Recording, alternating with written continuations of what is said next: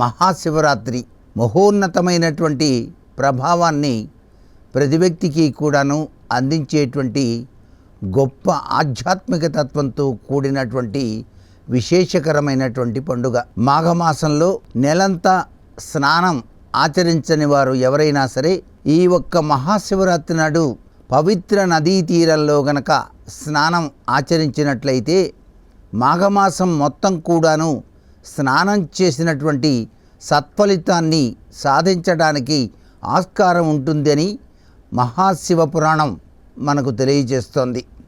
అందుచేతనే అంతేకాకుండా ఈ ఏడాది కుంభమేళా అనే పేరుతో త్రిలింగ తత్వంలో కూడినటువంటి ఆ మహోన్నతమైనటువంటి త్రివేణి సంగమ స్నానం వలన కూడాను అద్వితీయమైనటువంటి శివానుగ్రహాన్ని ప్రతి ఒక్కరూ కూడా సాధించడానికి ఆస్కారం ఉంటుంది. కానీ మరీ దాని గురించి విపరీతంగా ఆలోచిస్తూ అనుకోని సమస్యలకు గురి కాకుండా శివాయ నమః అని చెప్పేసి ఇంటిలోనే ఆ యొక్క తత్వంలో గనక మనం స్నానం చేసినట్లయితే ఆ కుంభమేళాలో స్నానం చేసినటువంటి సత్ఫలితాన్ని కూడా మనం సాధించుకోవచ్చు అంటోంది శాస్త్రం.